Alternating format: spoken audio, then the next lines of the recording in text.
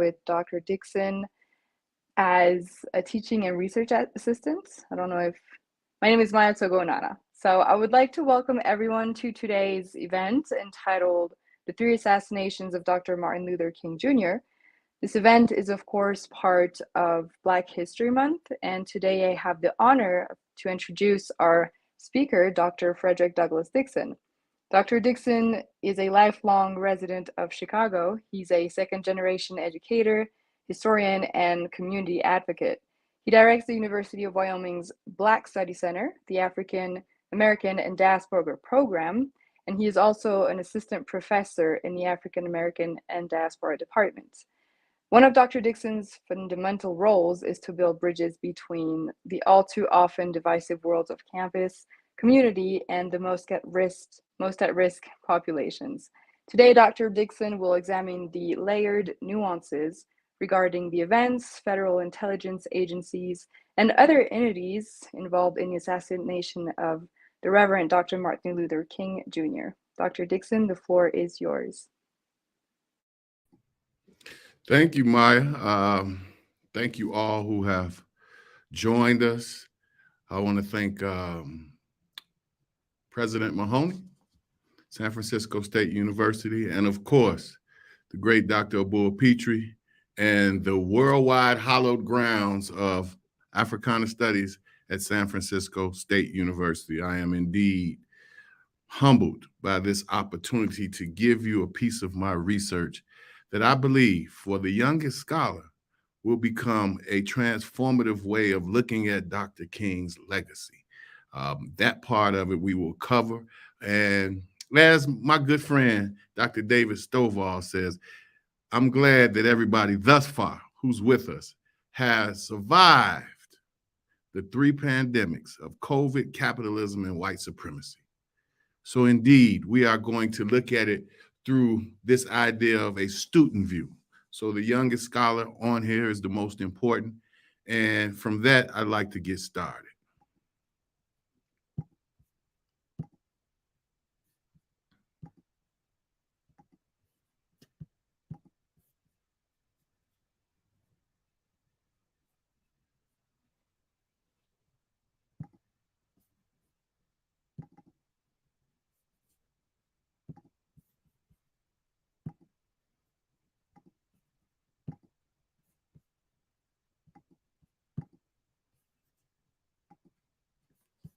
All right, can everyone see?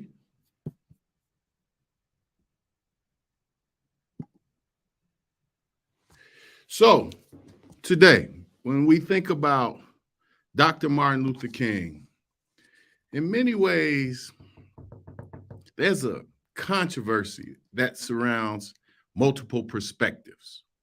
So when we say multiple perspectives, we mean those things that are outside of what we call the majoritarian narrative, the mainstream narrative. So today, the purpose of this entire presentation is to reclaim and reframe Dr. King's legacy by looking at the events, those involved with his assassination. So when we think about the Eurocentric point of view when it comes to Dr. Martin Luther King, he has been dissolved to four letters: I have a dream. Now, many of us, in fact, all of us to varying degrees, have a very limited understanding of Dr. King. So outside of what we call the formal educational system, I'd ask you to use your greatest mother wit. That means to reason, highly use your reasoning skills to look at Dr. King in a way that will permit for new narratives to approach. Because if we look at the formal educational system in itself, it's against and incapable of providing a space like this. So we want to thank again San Francisco State University's Africana Department and how they allow for us to come and present this research. So the exacting statement comes from Lerone Bennett. Lerone Bennett, the great writer for a long time at Ebony and Jet. He said it this way. He said, in the system of oppression, an educator is either an oppressor or a revolutionary. Now, there'll be many ways that I'll ask you to give a critique or dissect what we do, but please keep this particular part in mind if we presented it to you as an oppressor or a revolutionary. an oppressor would give you the same old Eurocentric thought. A revolutionary would bring something that challenges it. So we want to use the truth to begin to put us in a position to become a bit more attuned. So the social truth in many ways is what we'll look at, because that's what we're challenging. The dominant discourse, the personal truth, what you lived, your lived experiences, forensics truth, which we'll get to with quantifiable facts, but the very last one, the healing truth.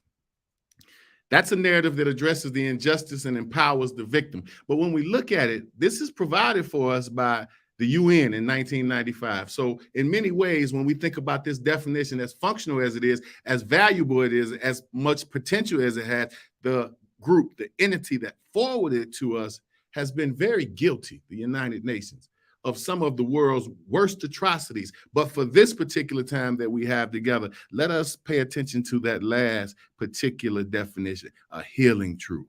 We want to address the injustices that go along with the legacy of Dr. Martin Luther King Jr.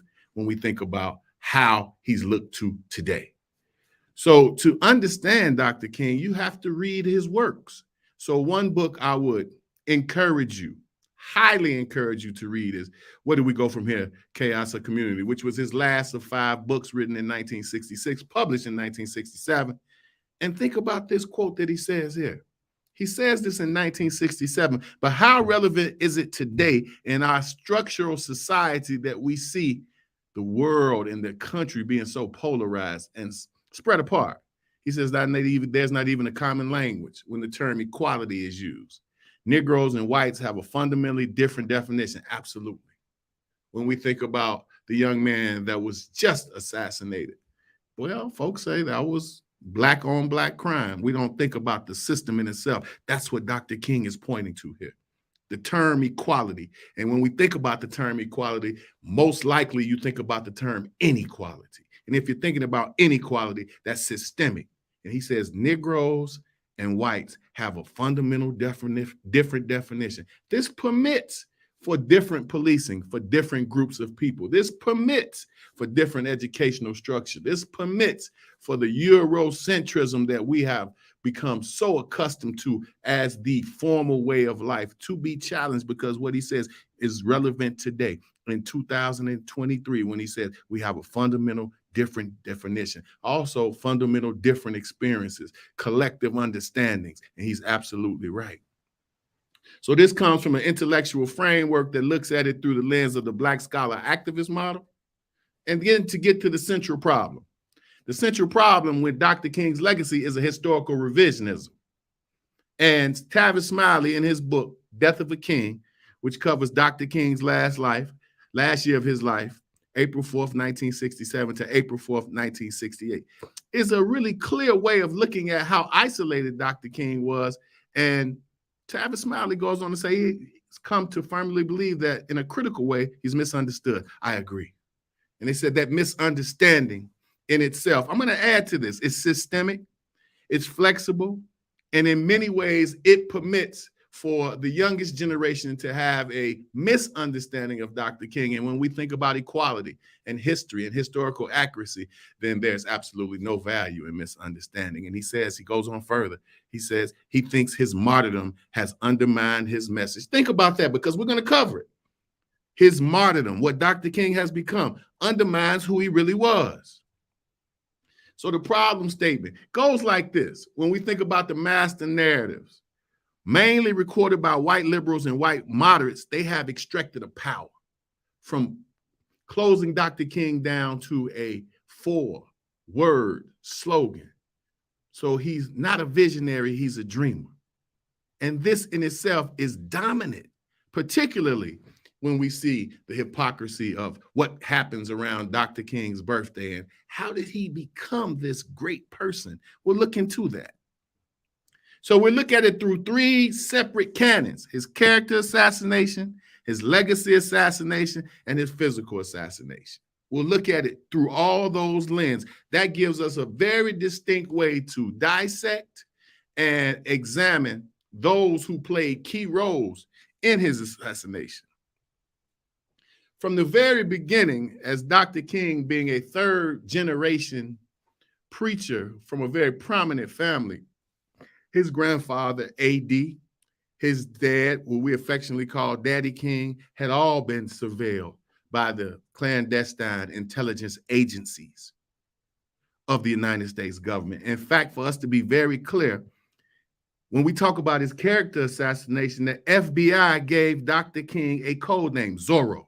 Please remember that, using your greatest mother wit, Zorro. So immediately he's labeled a communist during what we call McCarthyism, which is one of the worst things that you could be labeled. Just imagine being labeled a terrorist after 9/11. Even worse, being labeled a communist during what we call the wild McCarthyism era. Dr. King, a couple quotes. He talks about the incompatibility of communism and Christianity, which means he was not indeed in line with, in lockstep with the thoughts of communism. And then look at this picture. Now, this is a picture that's set on the side of the road in the South, claiming that Dr. King was in a training school for communists. Now, just imagine what that does to one's character. What does that allow for folks to believe? What does that do to one's psyche? And then for him, what does that do for his character? There is an assassination from the very understanding of who Dr. King was. When we talk about the FBI, the Federal Bureau of Intelligence, they have what we call the Counterintelligence Program. And let's look at these. These are the purposes. It says to hinder the political actions of the radical Black American population, disrupt and neutralize targets and groups and individuals. Let's look at that word, neutralize. Well, what is one of the formal definitions for neutralize? To kill. What is another way of looking at neutralize? To discredit. And when we look at these words, and this is the United States government using tax dollars to do this what? Disrupt and neutralize an individual. Now, I want you all to continue to pay attention to my citation. This comes from the United States Supplementary Detailed Staff on Intelligence Activities and the United States with the Rights of Americans, Book 3. So this comes from these spaces we have used primary sources to lay this out. FBI Counterintelligence Program. What? And we look at the goals. Let's go through them step by step. To prevent the coalition of the Black nationalist group, prevent violence from that group, prevent militant Black groups and leaders from gaining respectability. This is very important. So there were campaigns to make sure they were not respected in the Black community, amongst the middle class, and ubiquitously across the country to discredit them. And then look at the last one, to make sure that there is a paid attention, strictly paid attention to the Black youth. Prevent them from being legitimized. So now when we think about the war on drugs, when we think about policing, this was a goal of the FBI. Again, taxpayers' money to do what? Especially among the youth. Well, let's think about the young Black male and the young Black female today. If we believe that these goals aren't still being used to craft an inequality in society, that's why we ask you to use your greatest mother wit. Now let's look at number 2. Let's look at this way. This is, if you understand who director J. Edgar Hoover is, he is quoted through book number 3 of the Select Committee hearings on intelligence activities. And it says he had this bitterness towards Dr. King. His subordinates knew it. Those folks who he worked with to discredit understood, and they told this idea of his bitterness and jealousy towards Dr. King. Counterintelligence goals. Let's look at goal number 2. Overarching goal, prevent the coalition of Black nationalist group. So to stop a true Black revolution. It says prevent the rise of a Messiah. Let's stop right there. A Messiah, as we know, is sent from someone much wiser, someone who has much more understanding about the situation. So in many ways, we think about the creator who could unify, electrify the militant Black nationalist movement. Malcolm X might have been one of the Messiah. He's the martyr of the movement today. Martin Luther King Jr., Stokely Carmichael, and the Honorable Elijah Muhammad all aspire to this position. This is the counterintelligence program of the FBI. But look at what they say. Malcolm might have been such a Messiah. So when this was written and when this came to be into fruition, Malcolm was already killed. He died, was assassinated February 21st, 1965, Harlem Audubon Ballroom on a Sunday. So understand this. This is after that. So what do they say? Martin Luther King Jr., Stokely Carmichael, and the most honorable Elijah Muhammad. But watch how the goals point directly towards Dr. King. And this is very important, and we'll have to revisit it. But it said King could be a real contender should he abandon his supposed obedience to white liberal doctrines and embrace Black nationalism. Now, we're going to look at the transformation, the trajectory of Dr. King. But remember, this was an ultimatum. If he does not continue to do what? If he abandons his supposed obedience to white liberal doctrines, then that will change how they respond to Dr. King. And eventually what comes of this, we will see how it plays out towards his assassination. JFK, RFK, and J. Edgar Hoover by 1962 had decided, this is the Attorney General, the President, and the head of the FBI, that Dr. King was such a danger that they would legally allow for the United States government to surveil him. Legally. So RFK, what we know as the Attorney General in 1962, it's called, nicknamed the Wagner Wire Act. So they bugged his hotels, his office, his home. And what they did was create a narrative calling him a communist dupe and a moral degenerate. This was the United States government as high as you can go. And eventually, with the Wagner Wire Act, the nickname Wagner Wire Act, what does J. Edgar Hoover do? He uses that same act to surveil and spy on the Kennedys. So when we think about his character assassination, after Dr. King gives his I Have a Dream speech, which is followed up by his Nobel Peace Prize. And let's look what Chief Sullivan wrote. He said, we must mark now, if we did not done so before, the most dangerous Negro of the future in this nation. From a standpoint of communism, the Negro, and national security, Dr. King had captivated the country in many ways. So it's very easy to reasonably say that Dr. King, when he gives the speech that we know as the I Have a Dream speech, those who were at the top of the nation's government, those who made the chief decisions in the United States government, had already applied what would eventually be his demise and eventually his assassination from the highest points of the United States government. And here, with the character assassination from William Sullivan, who was a really top person under J. Edgar Hoover, in a memorandum to him from one of his many minions, he said, we acknowledge at least 16 times. How many times, if we look at this particular primary source, it says they acknowledge at least 16 times. How many times do we not know about? Well, they had hidden microphones to obtain about private activities that Dr. King, his daily life, being surveilled and trapped and punished as being this person who needs to be removed from the United States government. Remember what they said, if he abandons his so-called dedication to white understandings of liberalism. So it goes from theory to practice. Here's where Dr. King sees that the United States government is removing the funds from the Southern Christian Leadership Conference. He is now looked to as a pariah by Black churches. They won't allow him in the church. And when we think about how this particular program is laying out, many folks backed away from Dr. King. He was supposed to go visit the Pope, but it was sabotage. Let us make sure that we understand it takes 1,000 conspirators for one crucifixion. So Mr. Sullivan writes Dr. King was famously known as a suicide letter. I'm going to let you all read that really quickly. But in essence, he lays out, because of his surveillance of Dr. King, what Dr. King has done in some spaces in his personal life, and this is what they put out. Please read this very quickly, and I'll come right back.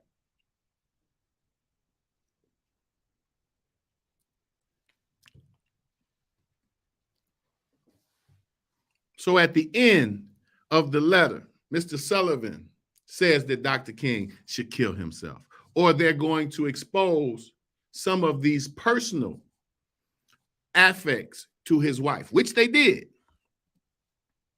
Presidents knew. Not only did they know, presidents were involved. We talked about John F. Kennedy. Here's Lyndon Baines Johnson. And he says in many ways that he understood, he knew, but did very little about it. Makes him complicit. Now let's move to his physical assassination. The world changed in many ways when Dr. King was assassinated. Let's look at it through a social movement lens.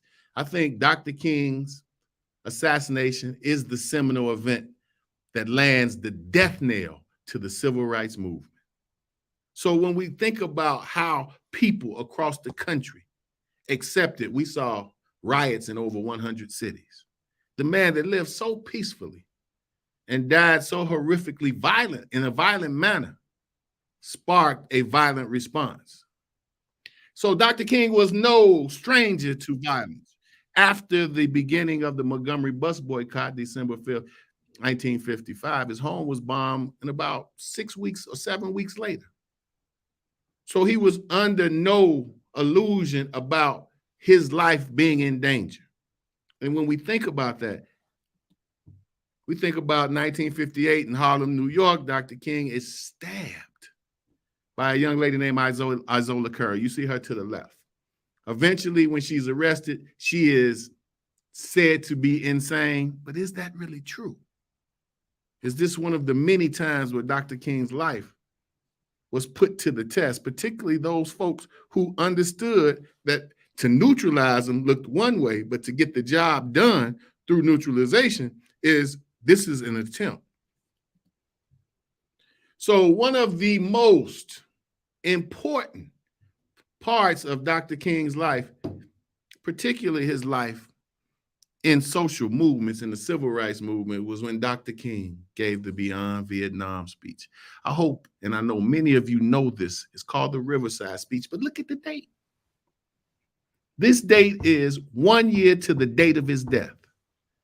And Dr. King comes out, and what he's saying is that the war in itself and the monies being spent on that war are the monies that should be spent to incorporate the Negro into society as equals. Well, the government had no desire to do that. And what he said was this idea of understanding it, he called it the abominable war.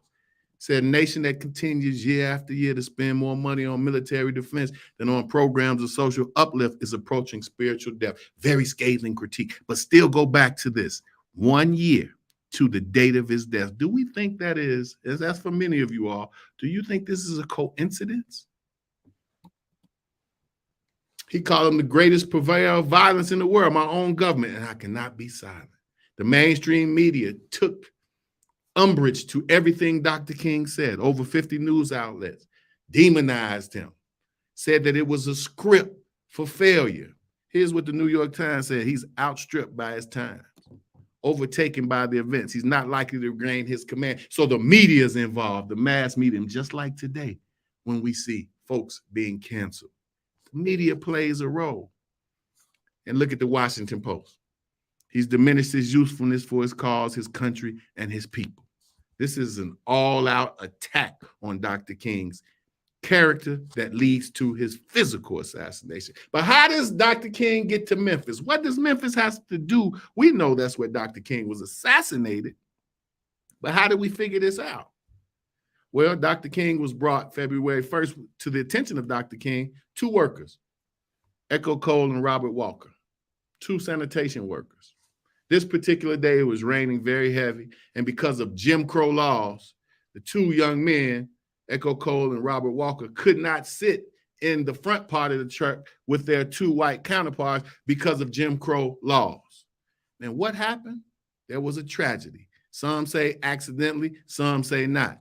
The compactor was activated, and both of these two men lost their lives. So how did Dr. King get to Memphis? Because two sanitation workers, who I look to as incorrigible and those not human enough to meet the standard of white superiority, were killed. Make sure we're clear about this. What gets Dr. King was the killing, if you will, the assassination of two of what we would call those folks from the permanent underclass. Dr. Fred, I'm sorry to interrupt, but we cannot see your slides moving on your screen share. What are they doing? It's just the title screen. It's just not moving. You have any idea? We could try to have you unshare it and reshare it again. That might fix it.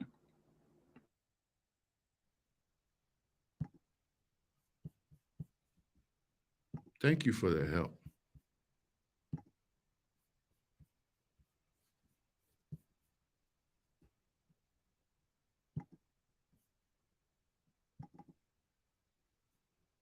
Can you see it? No, not right now. It doesn't say you're screen sharing now. Okay.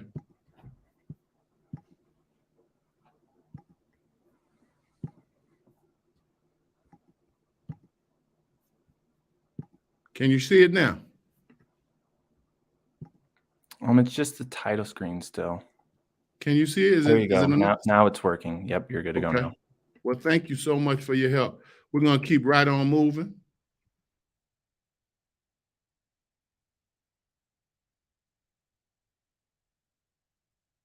So here we are. How does Dr. King come to Memphis? He comes because of the two workers, sanitation workers, and this sparks a movement. I am a man movement. And when we understand what eventually comes of this is not only Dr. King's assassination, but we'll look into those who played a role. So let's separate an informant from an agent. An informant in many ways is a common person with social capital and connections to other people that benefit the surveillance of clandestine intelligence agencies, used to infiltrate organizations, gather esoteric information. And what we say from where I'm from, someone tells, they're a trick. So they are these people who are trying to sometimes work off their own inhumane ways of being upset with the movement, upset with the leader, or some of criminal intent, some of those things that have gotten them caught up and they're willing to work them out. One person, such person, Ernest Withers. Mr. Ernest Withers was the lens of the civil rights movement, a disgraced Memphis police officer who eventually becomes part of Dr. King's inner circle. Why? Because he was documenting the civil rights movement. Dr. King gave him unabated access. And when it comes to Mr. Mark Pasqualia, he says that he was a spy in Canaan. And please look at the very bottom, ME338-R. That was his FBI ID. That's how the FBI paid him. And if you look in the middle, you see room 307. Dr. King was in room 306. This is the day before Dr. King was killed. And who took that picture? Ernest Withers. So if you see this book, A Spy in Canaan, I encourage you to read it. In many ways, it outlines this particular man's role in Dr. King and other ways that he spied on social movements for Blacks. But let us make sure that we know his name, Ernest Withers. Reverend Jesse Jackson. Many of you have heard of Jesse Jackson. Many of you may even have an affinity for Jesse Jackson. But Jesse Jackson, according to Arthur Demogard, reported that he was the person who said move Dr. King's room from 206 to 306. And I'm from Chicago, which means this is always a point of contention and conversation. And it has been proven that in many ways that Dr. Martin Luther King was upset in many different capacities about Jesse Jackson's presence with the SCLC because he was the one that was not from the original group. He was not one of the ones that was accepted. He was the younger one who many didn't trust. In fact, Dr. King's father, we affectionately call him Daddy King, said that there's a Judas amongst us. And he was mentioning Reverend Jesse L. Jackson.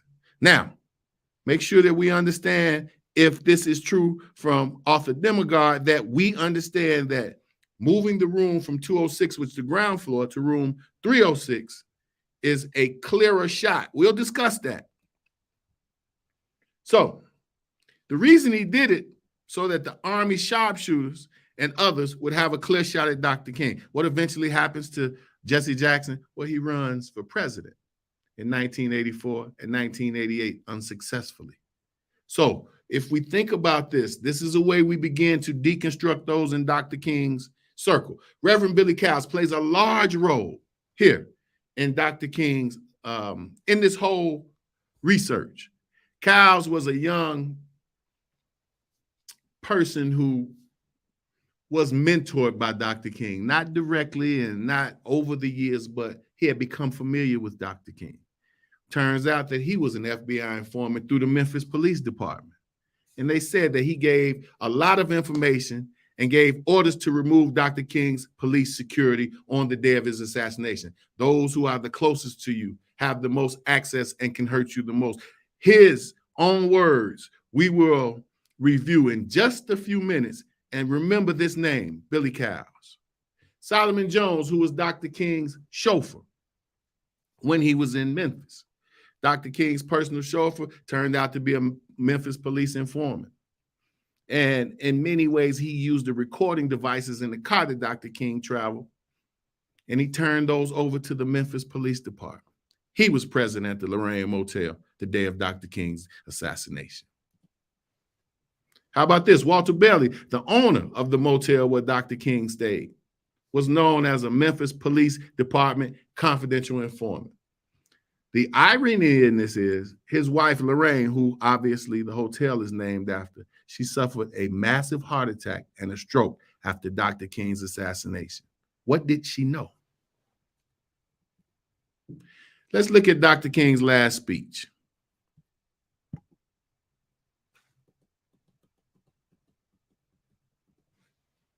All we say to America is be true to what you said on paper.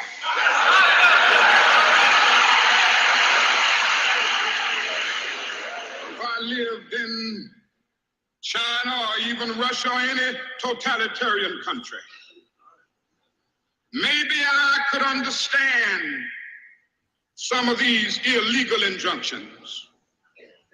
Maybe I could understand the denial of certain basic First Amendment privileges because they haven't committed themselves to that.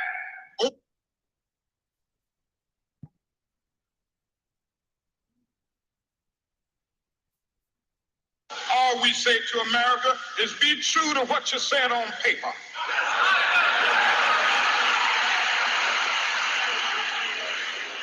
If I lived in China or even Russia or any totalitarian country, maybe I could understand some of these illegal injunctions. Maybe I could understand the denial of certain basic First Amendment privileges because they haven't committed themselves to that over there. But somewhere I read of the freedom of assembly. Somewhere I read of the freedom of speech. Somewhere I read of the freedom of press. Somewhere I read that the greatness of America is the right to protest far right.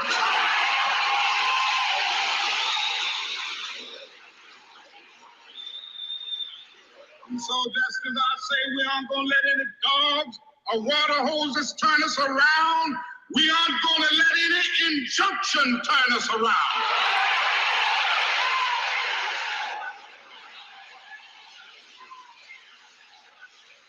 Well, I don't know what will happen now.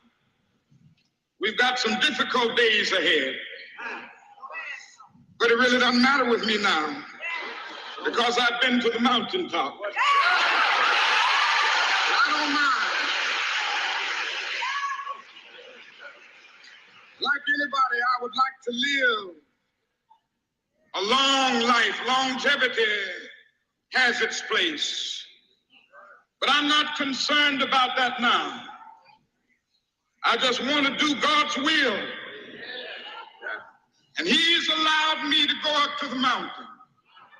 And I've looked over and I've seen the promised land. I may not get there with you, but I want you to know tonight that we as a people will get to the promised land.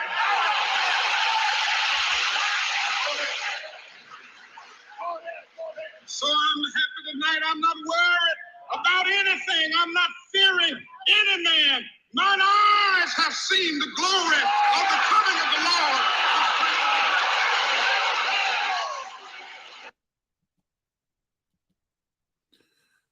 So to put that in context, let's go back to the counterintelligence program goal number 2. This is Dr. King the night before he's assassinated. He speaks to power in a way that obliterates these standards that they have set for him to say if he abandons this idea of white, moderate, liberal thoughts. Just listen to his words. I'm not fearing any man. So to understand, Dr. King says you have a right to protest for rights. That's outside of him, and he has at this point to them and to himself truly abandoned this idea of what folks tag on to Dr. King.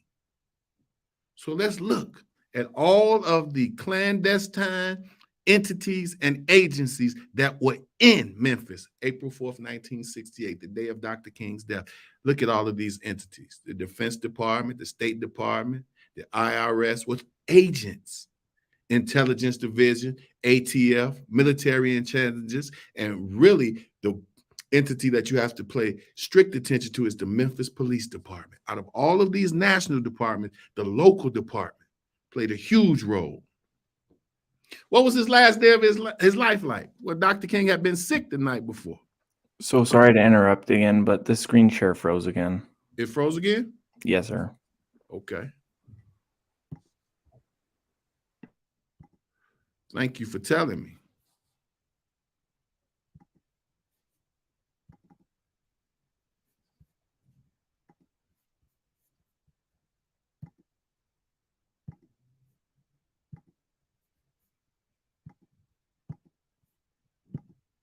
Can you see it now? Yes, sir. It looks good now. All right. Is it moving now? Yes, sir. It is. Okay. Thank you so much. So Dr. King, as we know it, the last day of his life has gotten to the point where there's high tension in Memphis. And look at this very last line. We heard of Reverend Billy Kyles, but the last thing on Dr. King's agenda for April 4th, 1968 was going to Reverend Billy Kyles' home for dinner. Now, through my research, it is widely known that Reverend Billy Kyles was a young married man, and his young wife, and many said this, she wasn't a great cook. In fact, some said she couldn't cook at all. So let us put that into this idea of Billy Kyles' role. It's a very important person here, Ed Reddick, one of those security on Dr. King's security detail, 2 black men. He was pulled from his post at Firehouse number 2, which will become important. And he refused to leave. So what did the Memphis Police Department do? They put him under house arrest, said there was a threat on his life. So now Dr. King's security from the Memphis Police Department has been pulled. And what did Ed Reddick say? He confirms that the Secret Service was working with the Memphis Police Department. Firehouse number 2, Captain Whedon, he testified that on the morning of the assassination, 2 men identified themselves as Army personnel and wanted to conduct photographic surveillance, and he showed them up to the fire station's roof. Now, this fire station is only a block away from the Lorraine Motel. So in many ways, if you understand the role that Firehouse number 2 played, they said 2 hours prior to the assassination, Military Intelligence 115 showed up. Military Intelligence 111, 209, and the Rangers 184 arrived and went on the roof of the Firehouse number 2. Many say, particularly in this assassination report, that they may be a recording that the United States government took of Dr. King's assassination. Friendlies not wearing ties. April 4th, 1968, right around 6 p.m., going to the home of Billy Kyles. Let's look at this picture and dissect it. Dr. King has on a tie. Ralph David Abernathy, Dr. King's very close friend and confidant, has on a tie. But who doesn't have on a tie? Who else is there? Jesse Jackson doesn't have on a tie. Solomon Jones, Jesse Jackson, Billy Kyles, and the musician Ben Branch. Dr. King was leaning over the Lorraine Motel balcony, talking to Billy talking to Ben Branch about what song he wanted to hear, Oh Precious Lord. And all of a sudden, Ralph David Abernathy leaves to go get Dr. King's coat, leaving Dr. King on the balcony with Reverend Billy Kyles. And then there's the shot. Boom. Now let's look at this shot and dissect it. If you're looking at this shot, one of the things that's very important is this cleaning apparatus. Now, this is at 6 p.m. Most rooms are cleaned by 6 p.m. Some say this was used to mark a space and where they had to get Dr. King to come out. And you look at everybody's pointing a certain way, and you see Dr. King bleeding out. But let's look at this picture a little more intently. As Dr. King is bleeding out, the young man that you see standing over him, and please write this down and fact check me. Please write it down. His name is Merrill McCullough. Merrill McCullough was a Memphis police informant. So as Dr. King lies dying in the pool of his own blood, the one person who's standing over him is an agent.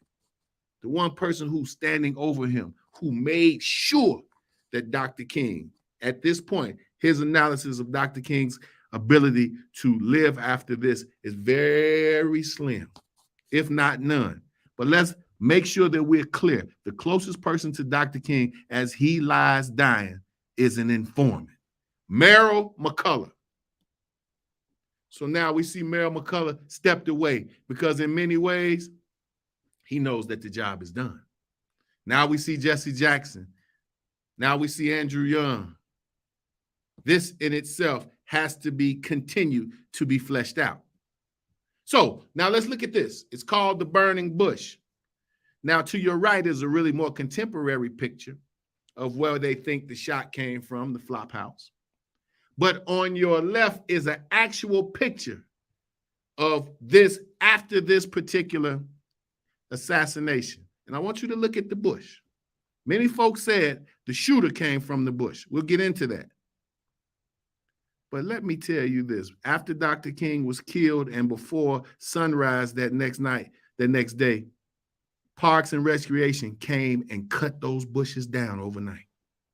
So in many ways, we're looking at the wrong space where the shot came from. Paul Butler, a cab driver, saw someone leaving the bushes. Turns out it was a Memphis police sharpshooter. Solomon Jones, King's chauffeur, saw the shooter leap down out of the bushes.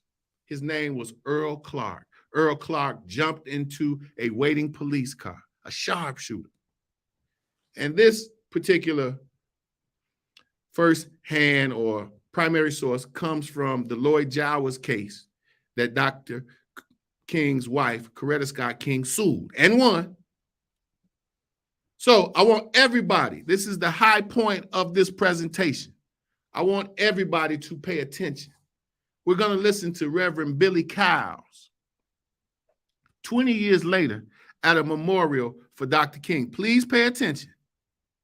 The last hour of Dr. King's life, a hurry, but that gave me the wonderful privilege of spending the last hour on earth. 3 preachers in a room, Abernathy, King, and Kyles, and we spent that last hour together in room 306 at the Lorraine Motel. The press is always curious, and writers, what went on? What did you talk about? I said, we just talk preacher talk. What preachers talk about when they get together. Yo, pay real attention to what you're fixing to hear now. About 5:45, we walked on the balcony, and he was talking to people in the courtyard. He stood here and I stood there. Only as I moved away, so we could have a clear shot, the shot rang out. Thank you. Turned around and then I stood back on the balcony. Listen. Now, I hope you heard what Reverend Kyle said. There are only 2 people on the balcony at this time, Dr. King and Reverend Kyles. And if you heard what Reverend Kyle said, he said, I stood here and he stood there. Only after I moved out of the way so they could have a clear shot, the shot rang out. So I don't know if you've ever had an occasion in your life where something came out of your mouth and you don't know how it came out of your mouth. I think for sure Billy Cow's conscience played part of this, and he says, only after I moved out of the way so they could have a clear shot, the shot rang out. So let's go to the lone gunman theory. Gannon, can you still see my slide? Yes, sir. We could still see you. Can you see this slide, the lone gunman theory? Yes, sir. Okay, so James Earl Ray, who has been convicted of Dr. King's assassination, had an FBI handler named Raul. Well, in 1967, and please fact check on this, according to William Peppers, the government, the FBI, and other agencies literally effectively organized his escape from prison. So he is this person that we call the lone gunman theory. But what does the lone gunman theory not do? It doesn't point out how the United States government plays a role. It does not point out how this was a long-term assassination plot that had been going on for more than 10 years, how and when they would get him. So this is a very important person, Lloyd Jowers. He's the young man who owns the grill at the basement of the flop house where they said this shot came from, James Earl Ray. In 1993, he appeared on ABC with Ted Koppel. And he said that he played the role and he was hired out to do one thing, get rid of the rifle from Frank Liberto out of Louisiana, a mob boss. So his idea was to get rid of the rifle. He knew it was Earl Clark. His 16-year-old black girlfriend, Betty Jean Spates, say she saw him get rid of the gun, the rifle. And then his common law wife, Gracie Walton. Gracie Walton went to her grave, but before she went to her grave, she said that literally James Earl Ray didn't do it, and she pointed out Earl Clark. So she was submitted to many different mental tests, and eventually she is placed in a mental facility. But she never stopped saying that it was not Ray, it was Clark. So when we think about this legacy, his legacy assassination reduced to a slogan. It allows for false narratives to take over Dr. King's legacy. And it furthers America's status quo of white supremacy.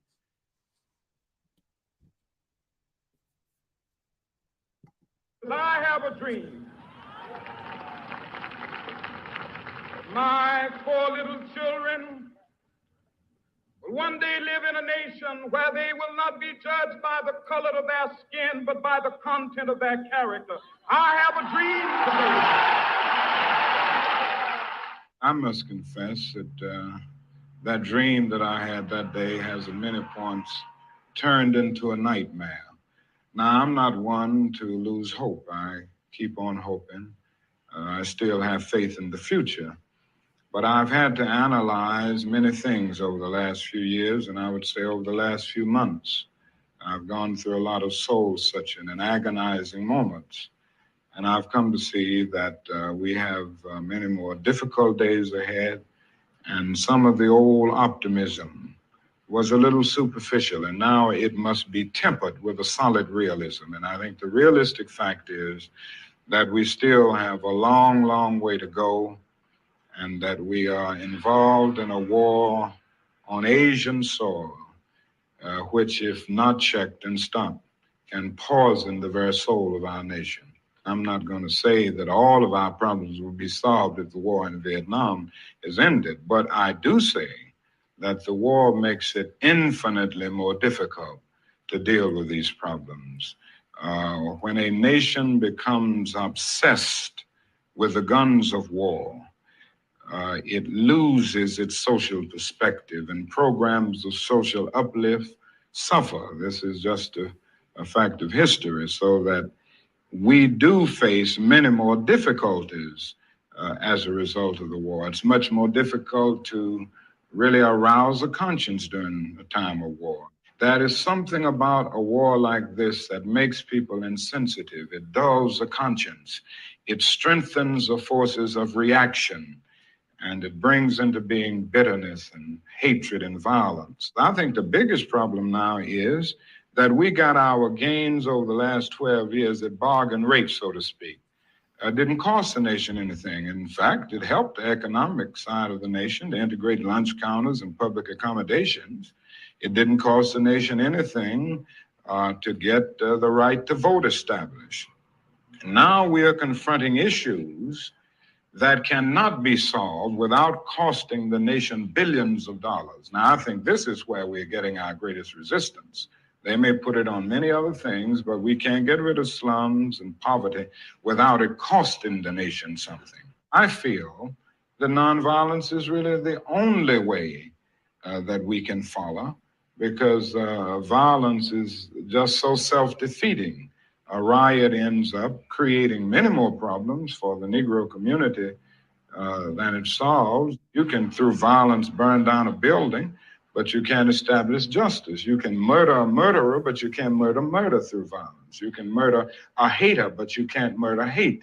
And what we are trying to get rid of is hate and injustice and all of these other things that continue the long night of man's inhumanity to man. When we allow freedom reign,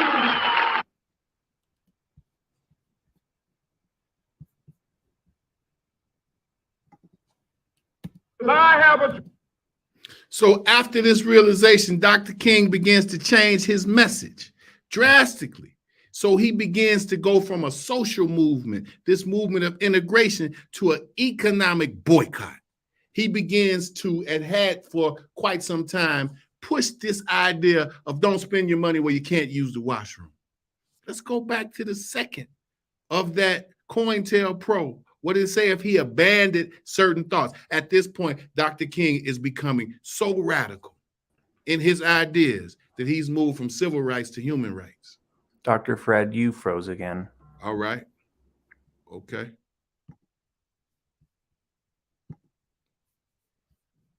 Oh, that fixed it right there, I think. Yeah. Are you moving it now? I'm about to. I have a... Can you see it? I can see it, but I don't think it's moving as Right. you're It's a still pic, but can you see it? Yes. Okay. So after Dr. King becomes immersed in this economic understanding and this move towards global understanding of the struggle of Blacks in America, he thinks that when he calls for an economic boycott, he called for all Black people to stop patronizing white business. Not many of us understand that. So what becomes of this is Dr. King continuously is looking as this pariah in American civilization, particularly pushed by this assassination character and physical about his legacy.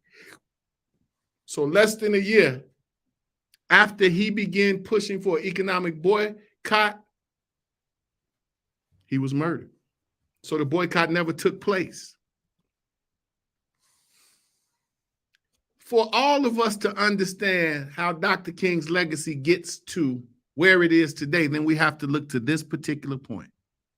He's not just hated in the South, he's hated in the North, he's hated across the country. He's attacked in Chicago, hated Boston, and opposed in Los Angeles. When he started the Poor People's Campaign, took Dr. King to this idea of a financial, the way he looked at his financial understanding of American government and his critique of capitalism. So let's look at some data, because what I've been telling you this whole time, now it's time to back it up. I'm sorry, Dr. Fred, we can't see what you're looking at right now. All right.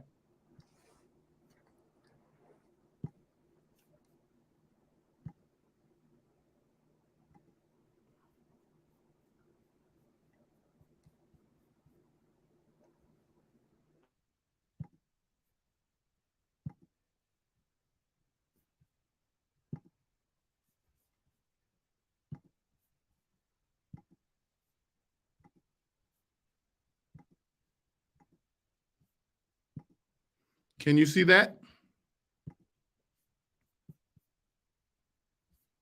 Gannon, can you see that? It's on the dream to nightmare slide. Yes, sir.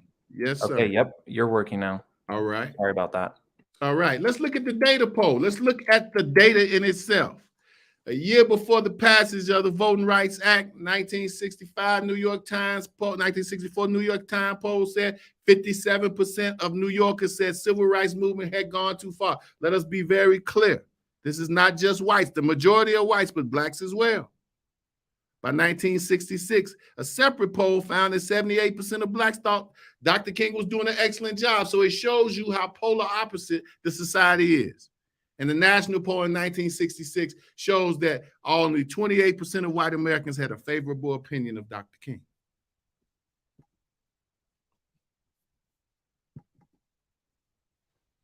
The Pew Research, 1966, after Selma, 36% of whites said King was helping his cause. 85% of white people surveyed said the demonstrations hurt the movement. 30% of black. And all in all, this is about 78% of people who disapprove and really dislike Dr. King. How about this? This one is very interesting. This is after his assassination. And what does it say? It says, if you heard the news of Dr. King's assassination, which one of these things would you list as the problem? Sadness, anger, shame, fear. Or did he bring it upon himself? Now let's look at this. Sadness is number one. But look at number two. People in the country, white liberals included, felt that he brought it on himself. This is what transforms Dr. King into what we know he is now, this idea of his national holiday. So by 1987, he has gone from the most hated, this assassination, to about 20 years later, that 76% of Americans had a favorable opinion of Dr. King. How does that happen? That he's assassinated in public, said it was blamed on one man, and then he becomes 76% favorable to all Americans. By 99, he comes in second only to Mother Teresa. How about the views of Dr. King with the Gallup poll? By August 2011, 94% of folks said that they were favorable opinion of Dr. King. How about August 66, only 33%? Just looking at those two polls, from 33% when he was living to 94% when he's assassinated and no longer here. Let me explain this to you. If you understand those who control the narrative, then you can understand how we call these folks kingmakers, not Dr. King, but kingmakers. They have a way to revive, revamp, and transform your legacy only after your physical assassination, your physical death. So the physical assassination was part and parcel, or was made possible by his character assassination, but the physical assassination made it very easy. It was the most prosperous part of this to have Dr. King eventually become a hero. How about this? These are some folks you know. These folks on Dr. King's day laud Dr. King. Look at Ted Cruz. You're frozen again, Dr. Fred.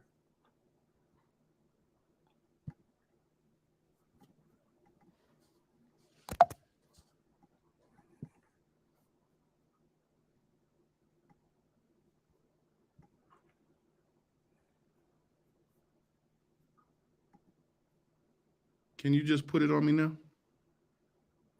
Yep, we can do that. Thank you. So to understand Dr. King's assassination, it's of upper importance that we understand that there were many people, agencies, government agencies involved in three parts of his assassination. His character assassination, his physical assassination, and his legacy assassination. And right now, to this day, whatever major city you go to, there's a Dr. Martin Luther King Drive. And in several of those cities, it's in some of the most violent spaces in that city. So to understand Dr. King, we need to understand what happened to him. We need to understand that presidents, attorney generals, those folks who were part of the clergy, Black clergy, and in particular, Solomon Jones, Ernest Withers, Jesse Jackson, and many others benefited greatly and played an explicit role in Dr. King's assassination. Now, before I go any further, I must apologize to each and every one of you all for this technical mishap, a continuous technical mishap. It took away from the message today. But as long as I can get you, particularly the youngest person on here, to think about Dr. King not as just a dreamer, but as a visionary, and the United States government felt so threatened by Dr. King that they put in place an assassination that right now has not been unveiled in its truest form. So today, we tried to bring it so that you could look at it in much different forms. We do point the finger directly at the FBI, J. Edgar Hoover, but we also know that John F. Kennedy understood, that Lyndon Baines Johnson understood that Dr. King must be neutralized.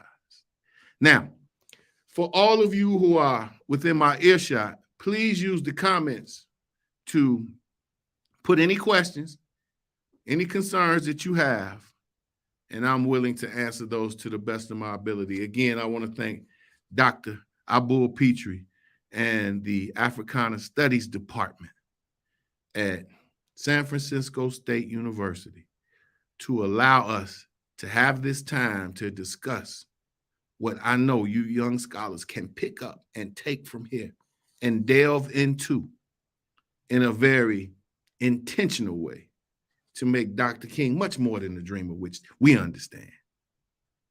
But let us all say that hopefully we're looking at Dr. King just a little differently right now. So as we close and bring this to a close, can we bring back Dr. Abul Petrie?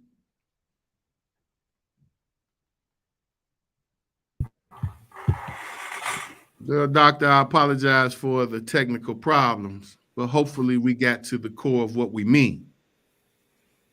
Well, we certainly want to thank you for the presentation. It was a very enlightening presentation, and you have put some things in perspective in terms of how knowledge is constructed, how people's images can be socially engineered.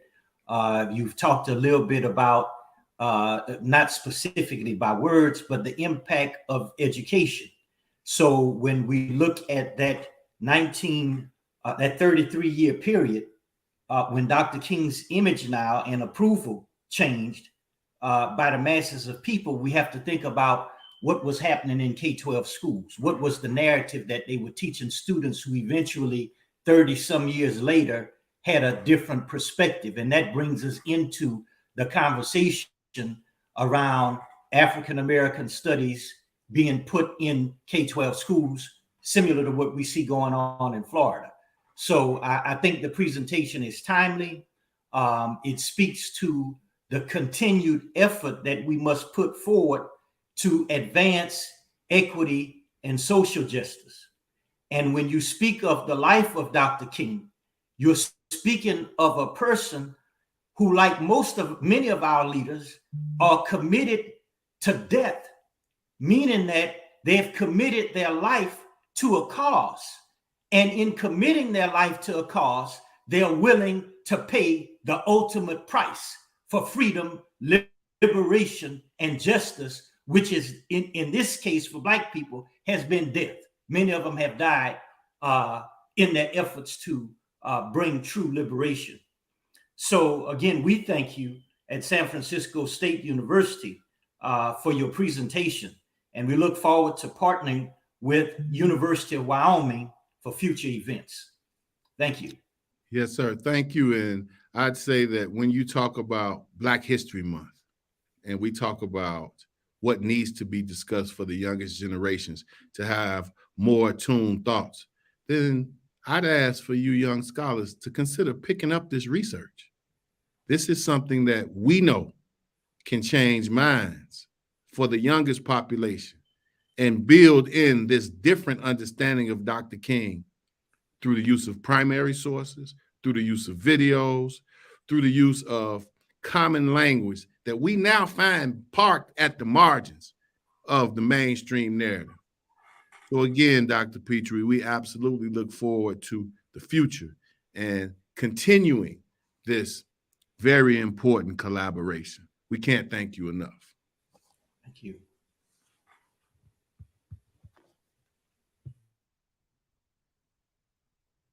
I don't think we have any questions. All right. Well, if not, then we'll sign off, and the two of us will connect, at some point.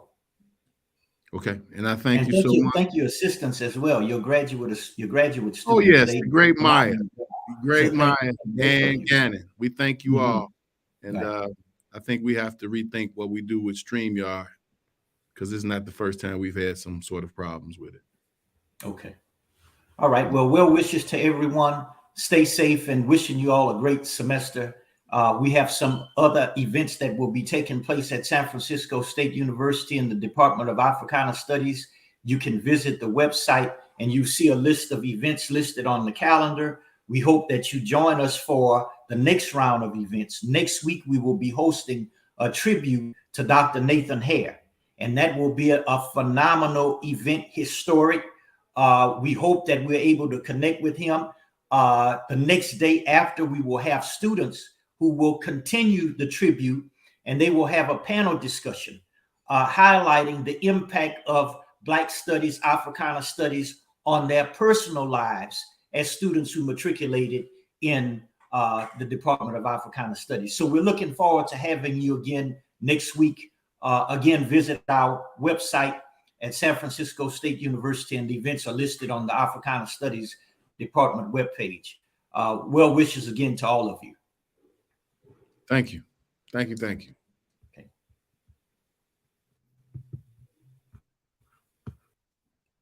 Gannon?